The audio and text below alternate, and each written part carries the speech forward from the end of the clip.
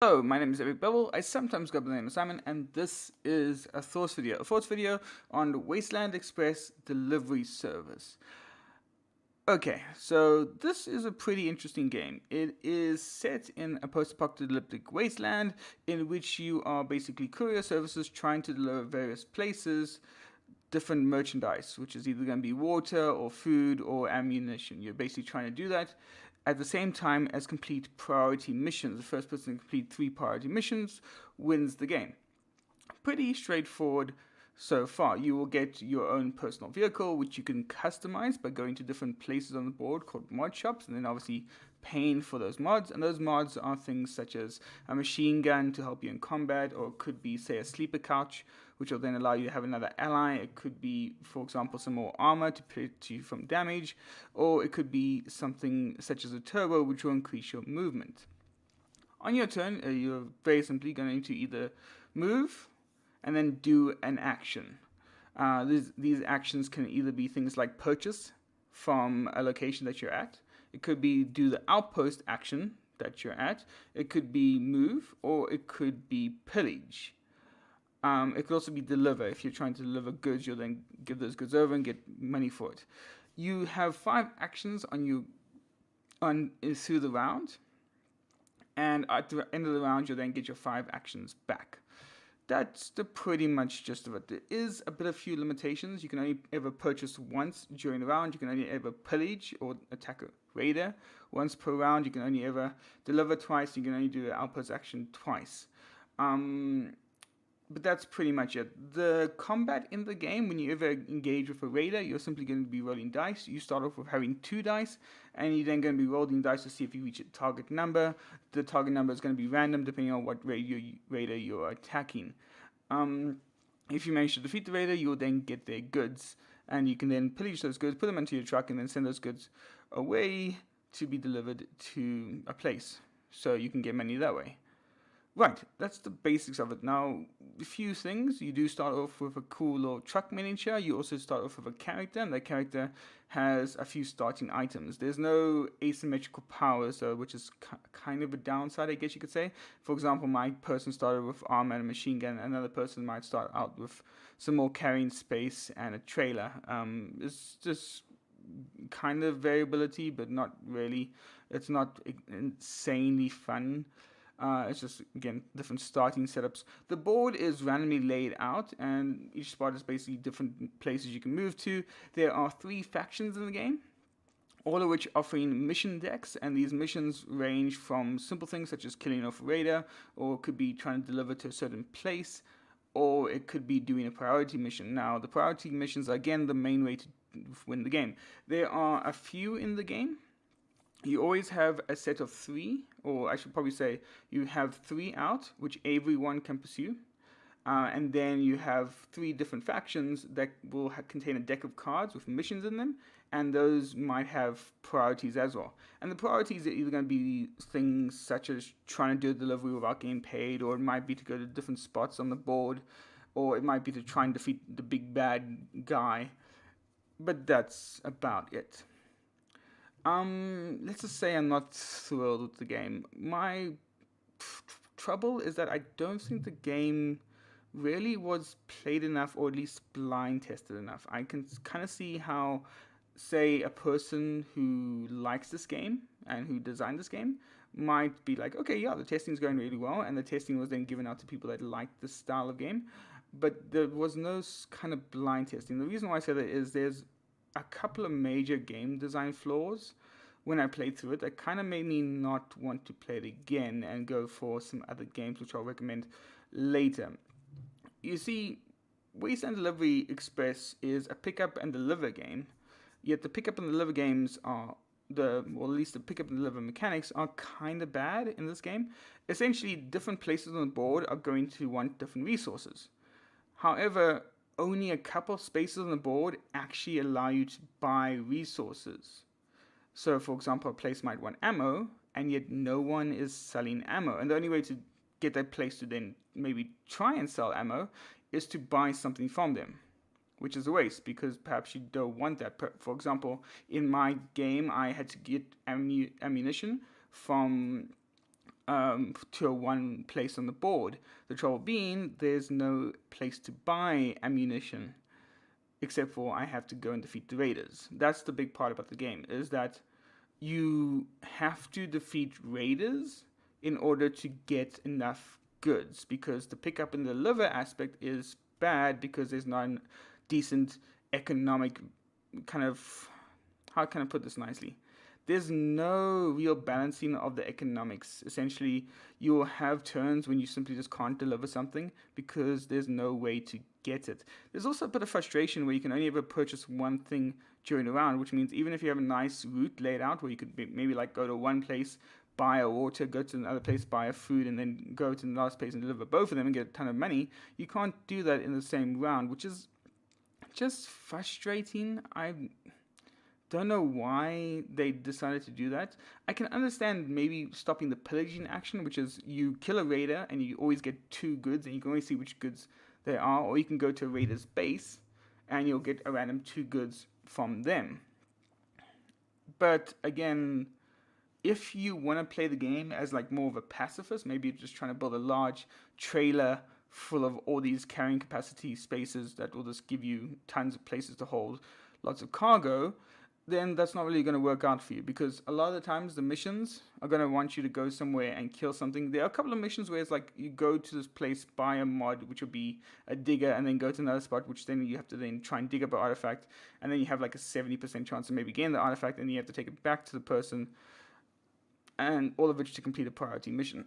Thankfully, the game isn't too long. I mean, looking at it now, we probably played about 2 hours, and it was probably about 30 minutes to set up. There are a lot of components in this game. I do have to give props to the publisher for making a really fantastic insert. Everything is held very nicely in place. Everything has a spot in it, and it's quick and easy to pack up. And it has to be, because there are a ton of tokens in it. There's also the idea of raiders. Raiders aren't very strong in this game. You know, you kind of see this awesome box artwork, which kind of implies terrible things like a Mad Max, but then the raiders are all relatively easy to get rid of. I basically made 1 delivery at the start, then bought 2 weapons, and then immediately started crushing every single raider I came across, and that's the way I got my goods. And it made me feel like less like a courier service and more just like the bad guy, which kind of sucks. I mean, you kind of have this idea of raiders and they should be big and scary, and then they simply are not. There's one guy called Grand King Talk, which you have to defeat if you want to complete one of the priority missions that might come up. But he has a health of 7, and he could possibly have a health of 13. So on average, he has a health of 10. But that requires at least maybe having, say, a couple of missiles, a couple of machine guns, and that's a lot of money to invest in. And again, if you're not going for the being aggressive route, if you're trying to be a pacifist, or at least not trying to do that much combat and more focus on the pickup delivery aspect, you're going to be missing out. There's also this idea of trying to get those priority missions, because you see, like I said, you have 3 ones which are always available to everyone, but then there are factions that have priority missions in them. The trouble is trying to sift through those decks in order to find them. You might just get unlucky. My friend who was playing, he, I think, got he tried to get missions 4 times and just never found a priority mission for him. And again, yes, there's kind of like the balancing aspect of, well, maybe he shouldn't have gone for that, but that's not how you win the game, right? Again, you have these 3 main things to go for, but the 3 main things are quite difficult to achieve, and oftentimes the priority missions that come from factions are slightly easier, especially since they do follow a kind of trend. So if you can kind of see a nice pattern of how things have laid out and a nice route, then maybe it's beneficial for you to go for those factions. Likewise, one of the priority missions is simply to complete a couple of smuggling missions, and those are quick and easy to do.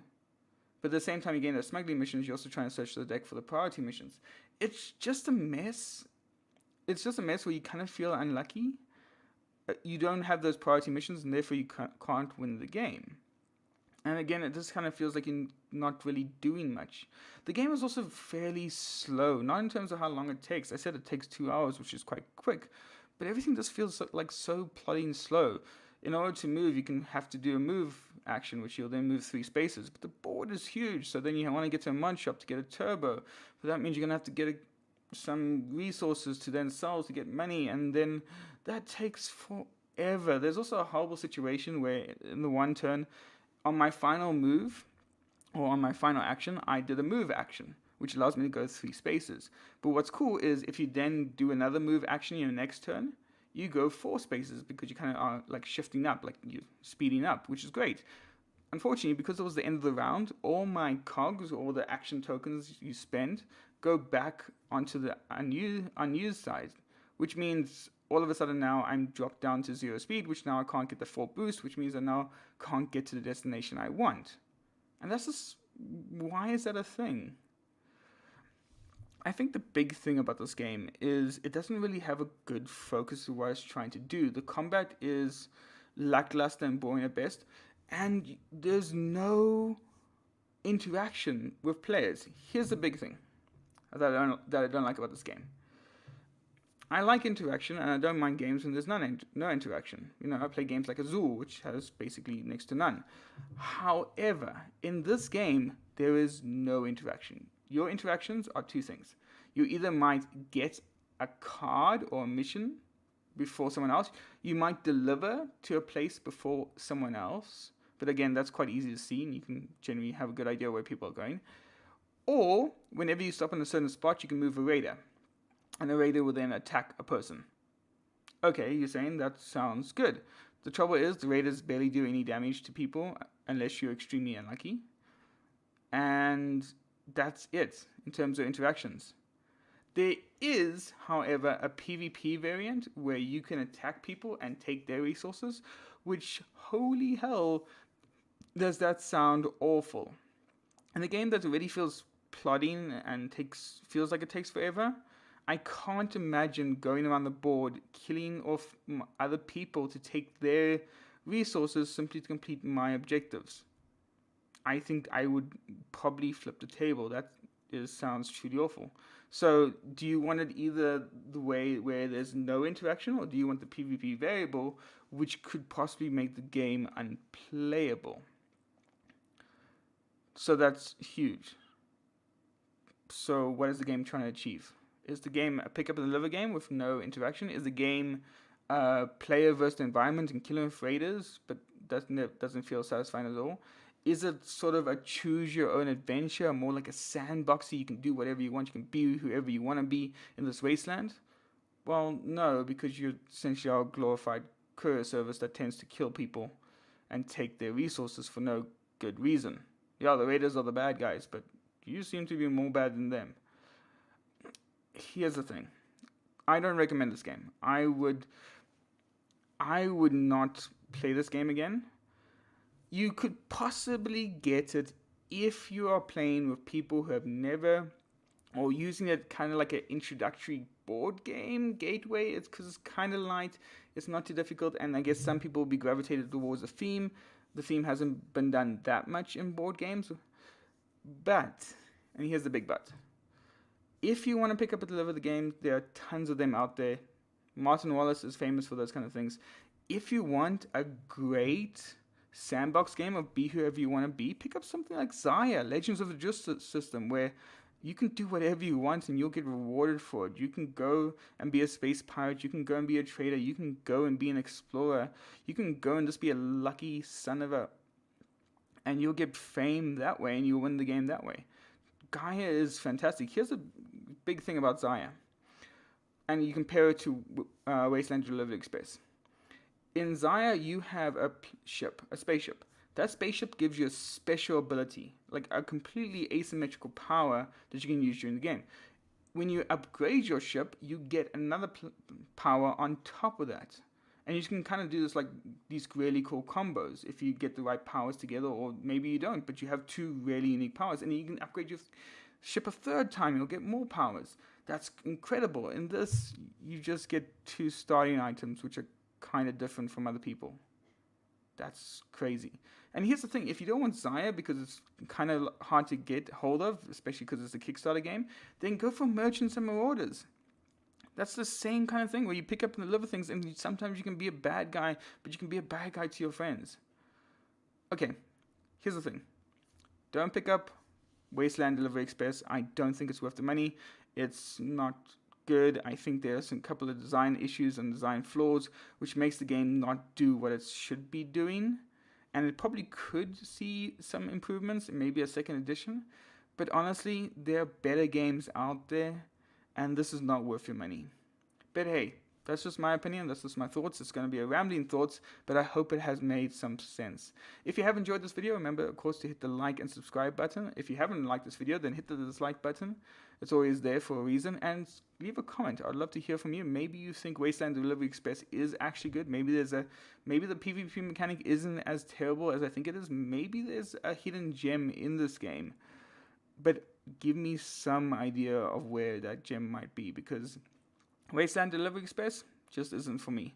Anyway, that's going to be it for me. Thank you so much for watching. Bye-bye.